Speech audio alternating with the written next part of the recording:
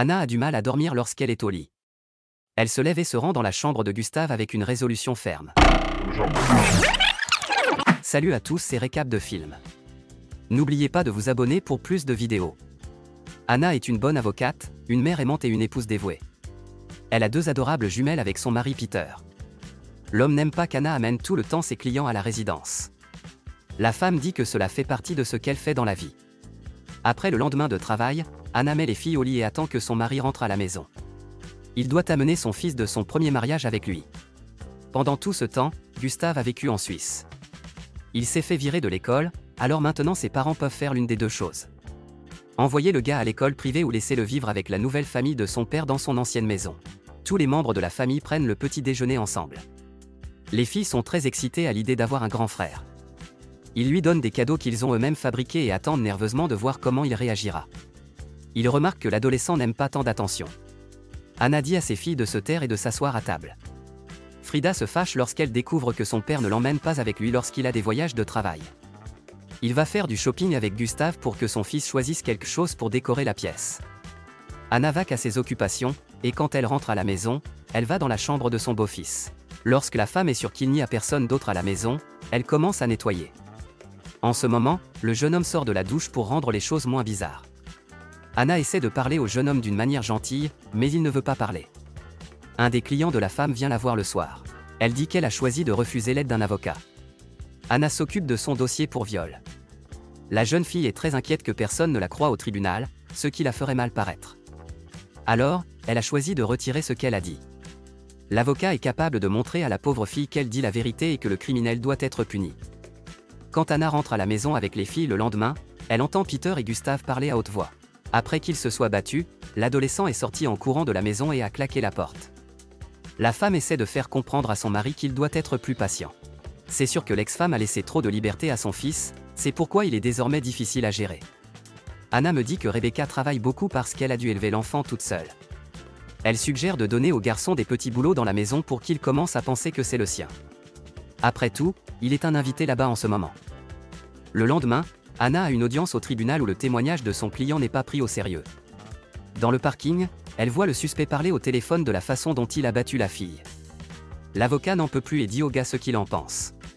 Plus tard, son patron lui donne une idée et lui dit que si le jury le découvre, elle devra payer une amende et s'excuser en public.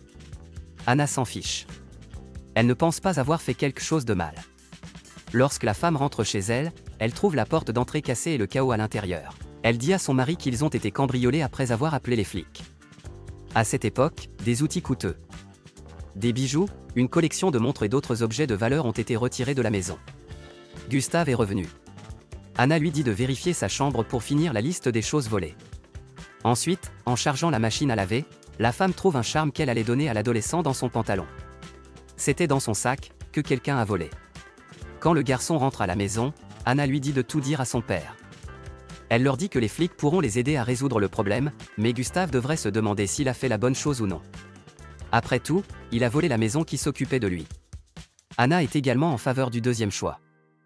En échange de son silence, Gustave change et devient membre à part entière de leur famille. Par la suite, le jeune homme déploie tous ses efforts pour se rapprocher de sa nouvelle famille. Peter et sa femme sont heureux de le voir s'investir avec leur fille, qui témoigne d'un grand amour envers leur grand frère, notamment lorsqu'il rentre tard du travail. Lorsqu'Honest voit que Gustave a ramené une fille à la maison pendant qu'elle et Amanda s'amusent à l'étage, la femme continue de travailler et se retire dans sa chambre pour écouter les adolescents se plaindre. Anna observe attentivement son corps et prend conscience des changements. Il ne ressemble plus à ce qu'il était auparavant. Le lendemain, lorsque la femme rentre du travail, elle est de bonne humeur. Elle incite son mari à tout oublier et à faire l'amour. Le week-end, la famille se rend au lac pour un déjeuner. Lorsqu'Anna voit les enfants s'amuser dans l'eau, elle pose le travail qu'elle tenait et les rejoint. Elle et Gustave commencent à jouer et à se faire des éclaboussures. À ce stade, l'adolescent et la mère commencent à se rapprocher émotionnellement. Ils rentrent chez eux juste avant la nuit. Les filles s'endorment dans la voiture, et lorsqu'elles se réveillent, le jeune homme aide Anna à les mettre au lit. Elle et son petit-fils boivent de la bière ensemble dans le salon. La femme suggère au garçon d'appeler ses amis de Suisse pour qu'ils lui rendent visite. Mais il lui dit qu'il n'a pas d'amis aussi proches. Après avoir discuté un peu plus, le garçon parle de ses loisirs. Il se lance dans le tatouage. Convaincue, Anna décide de se faire un petit tatouage. Le lendemain, des amis du couple viennent chez eux. Ils sont ennuyeux. Anna est fatiguée de toutes ces conversations, alors après quelques tentatives infructueuses pour rendre la fête plus amusante, elle se saoule et sort sur le porche. Gustave voit sa belle-mère seule alors qu'il passe et lui propose d'aller au bar avec lui, ce à quoi elle accepte, ce qui le surprend. Après un moment de conversation, le garçon dit qu'il doit partir, quand Anna lui fait un baiser sur les lèvres en lui disant au revoir. Il est surpris, mais il ne le montre pas à son retour à la maison. Peter réprimande sa femme lorsqu'il la voit. Il était inquiet car sa femme était partie sans même prendre son téléphone. Quelques jours plus tard, Peter se rend à une autre réunion. Anna a du mal à dormir lorsqu'elle est au lit. Elle se lève et se rend dans la chambre de Gustave avec une résolution ferme. Sans rien dire, la femme commence à caresser le visage du jeune homme. Il répond à sa mère et les deux se rapprochent. Anna retourne dans son lit, mais elle ne dit rien. Elle ne sait pas ce qui se passe en elle. Le lendemain, une femme reçoit un ordinateur coûteux pour son petit-fils. Lorsque Peter le découvre pour la première fois, il est surpris. Mais après avoir entendu ce que sa femme a à dire, il admet que c'était le bon choix. Le soir, le couple rend visite à quelqu'un, laissant les filles avec Gustave. Anna commence à séduire son mari dès son retour à la maison. Mais lorsqu'il s'agit de sexe, elle surprend Peter. Quelques jours plus tard, elle n'aime pas que son mari la touche soudainement. Anna et Gustave ont de nouveau des relations sexuelles. Pendant que les enfants jouent à des jeux vidéo sur une console, ils s'amusent dans la salle de bain. Peter rentre tôt du travail, mais il est trop absorbé par ses propres pensées pour remarquer que sa femme est troublée par son retour anticipé. Dès lors, la femme et le beau-fils cherchent toujours du temps pour eux seuls. Tous deux savent que ce désir va à l'encontre des règles et est néfaste pour eux, mais ils ne peuvent pas y mettre fin. Lors de l'anniversaire de la fille, de nombreuses personnes viennent à la maison. Quand Anna se rend dans la cuisine, Peter la serre dans ses bras et Gustave les observe avec envie. Ils se lancent à leur poursuite. Lorsqu'un homme embrasse une femme, la sœur d'Anna, Lena, les voit.